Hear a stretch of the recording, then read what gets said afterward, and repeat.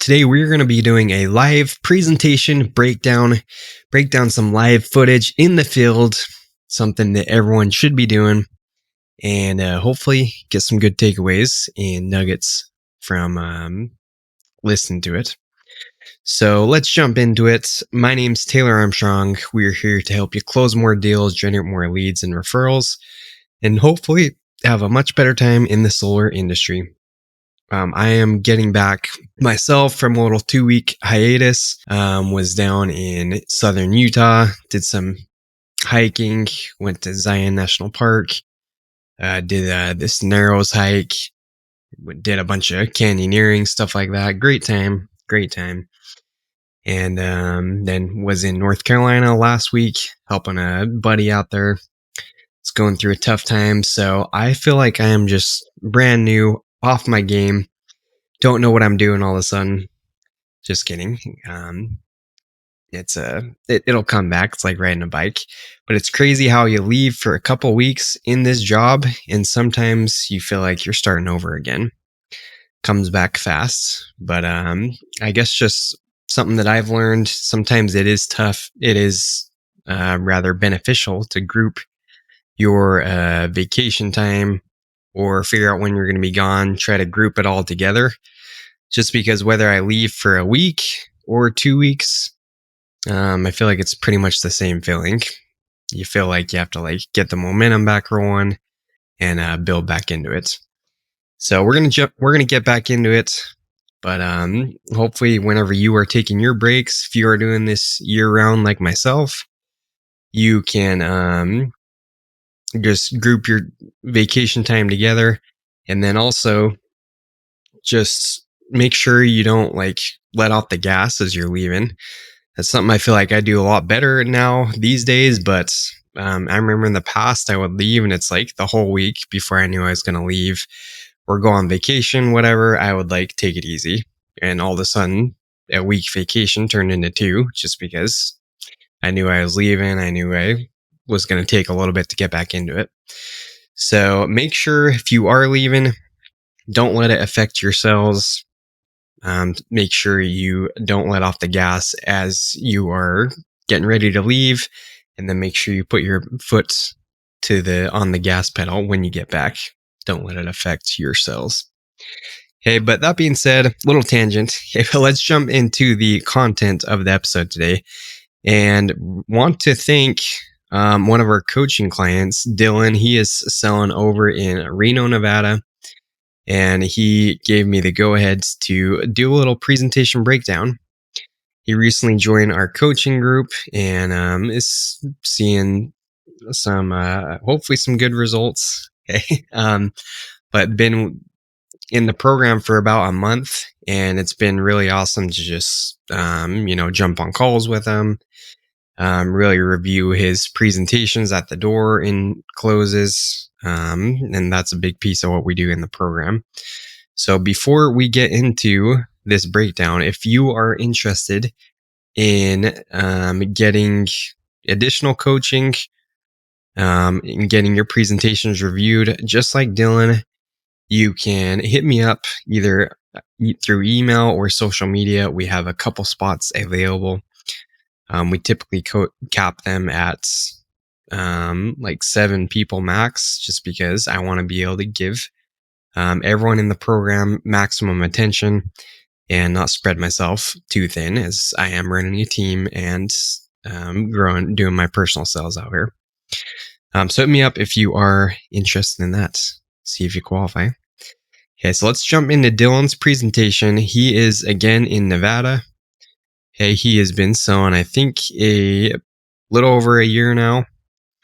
And this is him at the door. So we're going to listen to how he introduces himself, and just listen. Really, the key elements of your presentation at the door should be: you got to break the preoccupation, you got to create a problem, you got to give a solution, you got to do a pullback, and then you got to set the appointments, right? You got to close. So in this case, it is setting the appointment.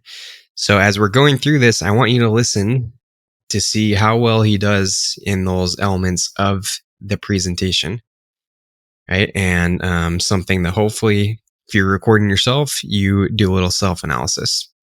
Okay, and then this is brought to you by Zero. Okay, Zero is what we use in our coaching program, and it is the easiest way to record yourself on the doors and your team members. So shout out to Zero. Thanks for being just the best recording software out there and making it way easier to do these presentation breakdowns. So let's jump into it here. Hey, boss. How you doing? Doing well, man. How are you? All right. What you need? Hi, my name's Dylan. My name's Dylan. I work for Legacy Power. I've been the one in charge of following up on the net metering reports here and then Green Lake, Nevada. Have you heard about that? No, you talking about the solar panels? In a sense, yeah. Okay, so you hear right off the bat, that was his intro, icebreaker, break the preoccupation. So how did he do on that? Let's take a look. He comes out, how you doing? Okay, and instantly the guy says, what do you need? And probably someone that's going to rush you along a little bit, right? So typically when people come out like that, you need to be a little bit more to the point. You need to probably not like bring up neighbors that you're helping, whatever, because these bull type personalities, they don't care about any of that. They want you to get to the point. They don't want to know what's in it for them. And they want to know that you're not wasting their time. Because many times I've presented to these people, I brought up neighbors, tried to like treat them like a social buyer. They just don't care. Okay, so that is a sign right off the bat. Okay, and he starts out, hey, how you doing? This can be all right, but just keep in mind that most people come into the door selling things. They're going to say, hey, how are you? My name's Dylan. I'm with Legacy Power, your company, whatever. Okay, so instantly, the reason I prefer not to necessarily like start it out that way is because if you say that, they're triggered, right? They know instantly you're doing sales because you sound just like the other 20 sales guys that have come to their door. So for me, I prefer to try to break the preoccupation a little bit different, right? Not that it's bad to say, hey, how are you? But instead of like introducing myself and the company, I throw out like a line. Maybe it could be like, hey, have the neighbors told you what's going on here? Hey, did you get the letter in the mail about what's supposed to happen over the next few days? Okay, so I cut out the, hey, my name's Taylor, I'm with Legacy Power. And I instantly go into like a curiosity building question. Okay, like those two examples. And I find that typically like causes a little bit of confusion, makes them wonder what is actually going on, and just generally buys me a little bit more time because it's not screaming in their head, hey, this is a sales guy, right? So that would be my tip for Dylan is consider taking out the, hey, I'm Dylan, I work for Legacy Power, switch it up. Ask a question that's a little bit different. Hey, did the neighbor tell you I was coming by? Hey, did you get the slip in the mail about what's happening? Hey, they're surveying the home. Did you guys hear what's happening? Did you guys get the notice? Did you get the notification? Questions like that are really effective for me as I'm out knocking. Okay, so let's hear where he goes from here. So I just can't sustain it anymore. And what's going on these days, because in the past it didn't make sense to go solar by getting a loan or pay cash for it. It's kind of counterproductive. So this new funding that we got approved for actually enables us to buy solar panels for qualified areas. One, it depends on how much sunlight and usage you have in terms of getting qualified. But the whole goal here is just to be option B to Envy Energy because you didn't get a say in them being your power provider, right? Yeah. But can offset the bill here. You're looking at a pretty heavily discounted rate. I would say anywhere from 20 to 30%, and it's protected. Okay, so a couple things to unpack here. Yeah, he does a pretty good job just contrasting. Hey, this is a little bit different depending on the market. Yeah, like a lot of people, if they say, hey, is this solar? That's typically because they already have some like preconceived notions about what solar is or why it doesn't work for them. Right. So I like that Dylan, he contrasts. He's obviously presenting like a lease option for this particular homeowner, which probably hasn't been looked into, or probably not as many people have heard about compared to like a loan or paying cash, right? So I do like that. But something that I would add to this for Dylan is like, figure out what this guy has looked into in the past, right? It's like if they're asking, hey, is this solar? Then again, they probably have some opinion on solar. So a good question to ask after that is like, yeah, it's actually quite a bit different. Or yeah, it's solar. It's different though. Do you have solar up on the house? Okay. And this, I like asking that, even though I know that I do know that they don't have solar, right? But I like asking that. Do you guys have solar up there? Okay, cool. Well, yeah, it's actually different. I know a lot of people looked at solar, it didn't make sense. Were you the same way? Did you ever like looked at solar for the home? So I like leading them into that question based, because if you can figure out what they looked into, it's going to make your job 10 times easier. You can now contrast, or maybe they had looked into it like a lease option. And so for Dylan, if he can figure out what they looked into, he can use that as ammo to like contrast even better. Um, Figure out maybe it was a company that was doing some shady things. Or if they haven't looked into solar, then he can be like, okay, well, that's why I'm here. There's some new options where you don't have to come out of pocket, because typically before you just had to pay all this money out of pocket and costs, 30, 40, $50,000 to get these expensive panels. So there's some newer options that have come out where if the home qualifies, you don't win the lottery, you don't take out a checkings account, panel just go up and you get the power at a much lower rate. Okay, something like that. Hey, but yeah, that's the biggest thing here is just figure out what they have looked into and then use that as ammo against them. Or if they haven't looked into anything, then that's actually something very key, something very useful to know as well, right? Okay, so that's my suggestion. And then the other thing is, Dylan mentions that they would save 20 to 30%. I would be careful at giving people an idea of how much they can save. I know in a lot of markets, maybe you're not saving anything by going solar. So just be careful. It can kind of be a slippery slope if you tell them what they're going to save. And just make sure that they're going to save a little bit, and don't be telling them they're going to save 30%, and then you show up and all of a sudden it's like the same or more than what their bill is, because yeah, might make your job a little bit tougher at that point. So just something to keep in mind. So let's jump back into it. So that can't go up on you. That's all in writing. But it's a little bit more than you and I just talking here at the doorstep. Normally what I do is I just have my energy expert come back by at a time that's convenient for you and the wife. And then they plug in your usage or into their solar software. Yeah. That tells them how many panels you would need to offset the bill. Okay. And what they do is they're super respectful. Everyone's got different things going on, so they definitely take your time into consideration. They take a corner of the table for maybe a half hour at most. And depending on how many questions you guys have, they set aside 45 minutes. That way they can get those answered for you. Okay, so moving on, keep, just like I mentioned at the beginning, so the basic elements of the presentation are breaking the preoccupation, creating the problem, solution, pull back, close. Right, so as you're listening to this, I want you to do the analysis. Did Dylan get a solid problem on the table? Did he give him a good solution? Did he do a pullback? Hey, he did a little bit, but I think just in general, he needs to drill down a little bit more of a problem here.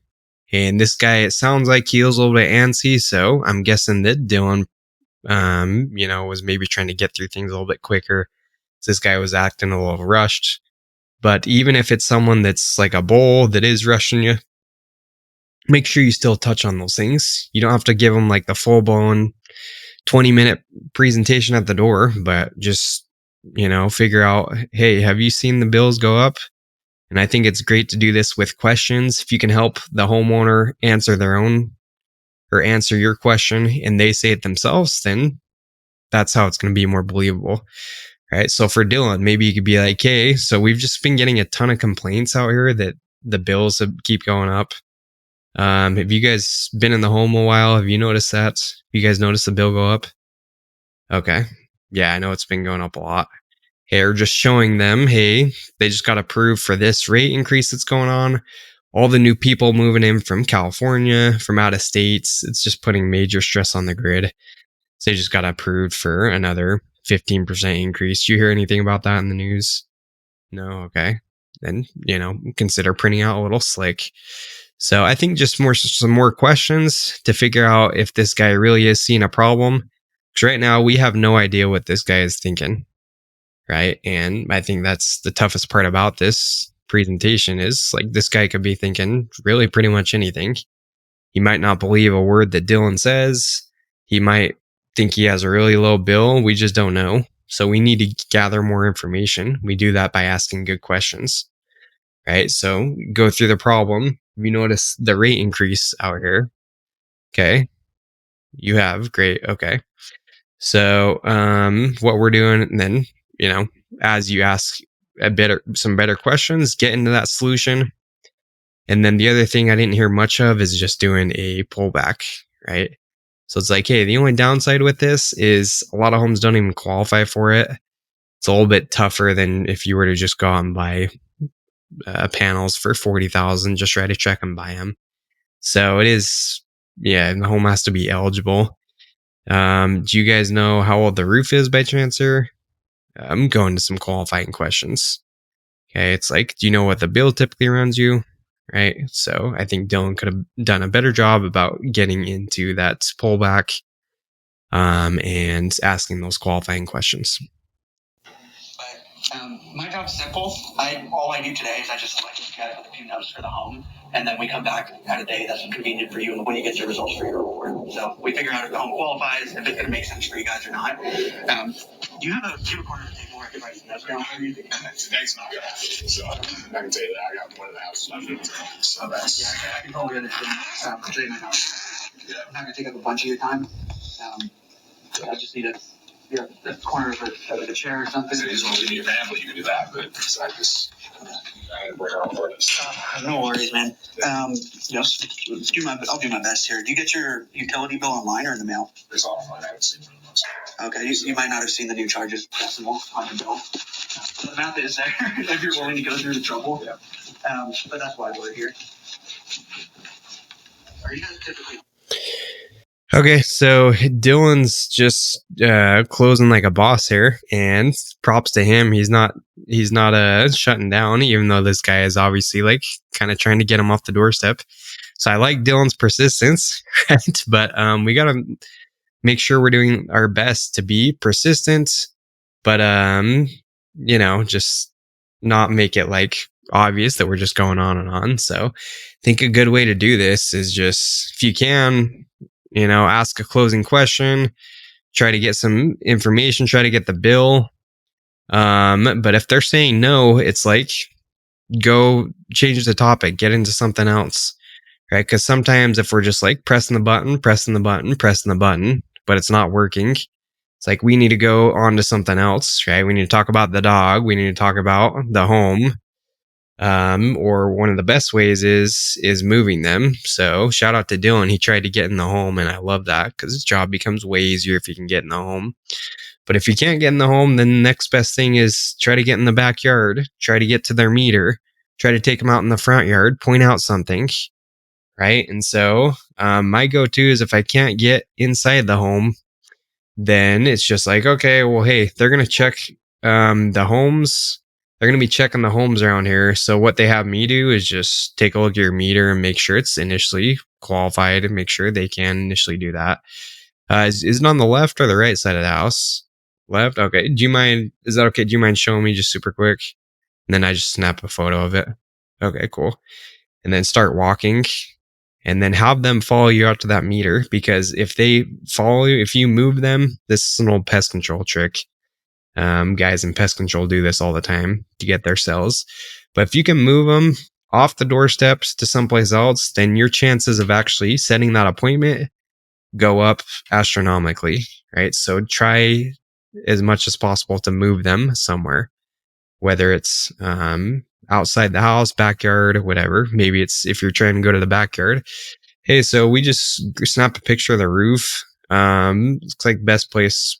Looks like you get the most sun in the backyard. Is that okay? Do you mind just showing me back there so I can grab a quick picture? Okay, maybe do that so you can get in the backyard. Okay, but anyways, that's what I would suggest for Dylan is instead of just like pressing on the wound, pressing on trying to get the appointment, he's obviously being hesitant. He's obviously making excuses. So try to move him someplace else if you can't get inside the home. In the mornings or evenings or something. So they're right down the street. They're all booked up today, and I don't want you to feel rushed or anything with that. At least that's what we're doing. I'm on my own little island out here. I got all my resources. No worries, though. But yeah, this is Legacy Power here. That details more about the company. As far as the program goes, this is still really new. So when they come back, they actually leave you a copy. So that way you might have something to think about if you need to. And Would you believe me, right? yeah, that's yours. I said, we'll take a look at it. So I just can't do it today, so I gotta give a camera. Of course. I have to leave work early there, so. Yeah, that's the fun part for me. Scheduling a time when people have time. Yeah. You would believe the stories I get from people, what they're doing out here. So, That's what keeps the job interesting, though. yeah. So they've been really busy. Tomorrow they could pop by at either 5 or Well, 7. no, we're heading into, it's 4th of July weekend, it's celebrity golf. We work for the Stamps. You work at the casinos? Yeah. Oh, which one? Well, we work at the Tahoe. In Tahoe? Like the Harris one? Yeah, so I work up there. So this is. Okay. Cool. So this guy, he's running into a scheduling issue now. But yeah, again, it's good that Dylan, he keeps going for the appointments. And that's the mistake a lot of people make is they get some resistance and they're like, okay, I'll just come back. So it's great that Dylan, instead of backing down, he's actually trying to set up an appointment because, it's not a big deal. All we're doing is coming back with some details, right? So I love that mindset that he's just pushing for the appointment, even though this guy is like asking for a pamphlet, asking for a card, whatever. Okay. And so, he could have, so just something to be a little bit careful with is making sure you are framing the appointment correctly, framing the pop-by correctly. What I mean by that is, Dylan, he brings up, yeah, you wouldn't believe the stories I get. Toughest part of my job is scheduling a time when people have time. You wouldn't believe the stories I get from people, what they're doing out here. Okay, so that's cool, but everyone listening to this, we need to have the mindset that we are the prize here. We're the ones that are crazy busy. And I think Dylan corrects this a little bit because he pulls up the schedule, is like, oh, we're crazy busy. They might have time at this. Okay, so he kind of, corrects that a little bit. But in my opinion, we shouldn't never be telling people, hey, it's really tough to schedule a time for people, because what does this tell the potential customer?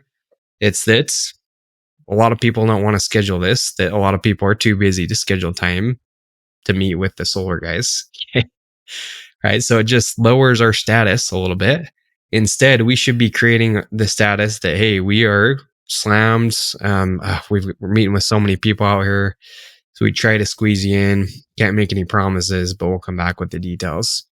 Okay, so make sure you set the status. You are the prize here. You are the one that's wanted, right? But we shouldn't be telling stories that it's like, oh, everyone's so tough to schedule with. Everyone's so busy. Because then it's basically telling the person, no one has time for this. And we're here to waste people's times. I know that's not what Dylan was intending, but I think that's what comes across people. So just making sure you set that status, making sure you set that frame. Next 2 weeks, we're slammed. Okay. We're literally. So you're just going to be out there. You're going to be out there all day tomorrow. Yeah, we're okay. We're good. So. No worries. Yeah, so, like I said, let's look at this. You got a pen on you anymore? I don't have anything. Okay. I'm sure get that information. I normally have my pens on me too. I think. But you guys are on here. We can look you up. We'll take care of that. Like I said, I know what you're trying to. I know what you got. Okay. Give us time to look at it. We'll go from there. Okay. Of course. I just wanted to leave you with my number. That way you can get a hold of me. All right. Well, let me grab something. You're right with.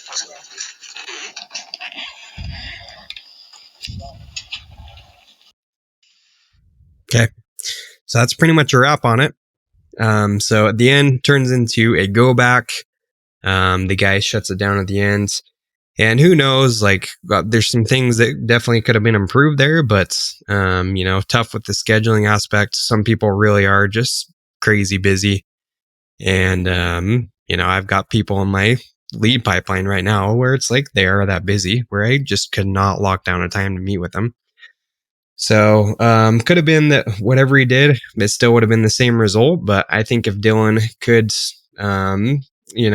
do some of those takeaways we talked about and just be a little bit better about breaking that preoccupation, creating the problem, giving him a solid solution and the pullback, I think he would have given himself a little bit better chance.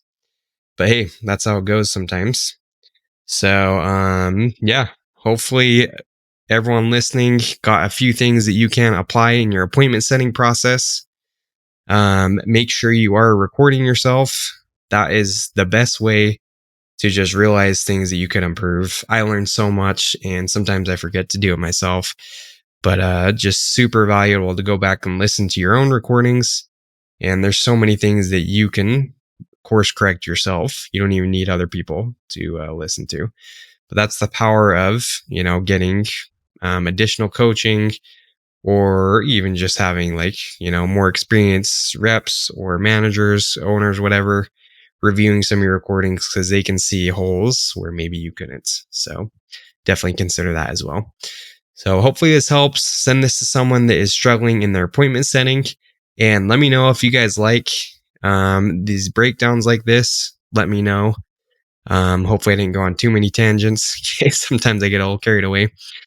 But next episode, you're going to want to tune in for sure because we have, I think, a new record that was set for deals sold in a year.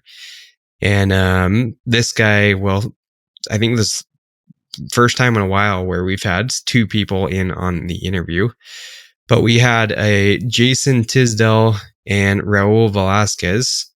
They're over at, I always forget the name of their group.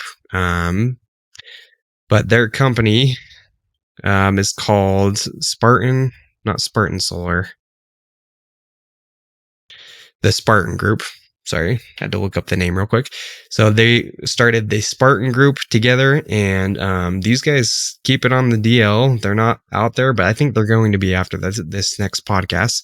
Jason, he did 526, I believe, closes in a year, which to my knowledge is an industry record.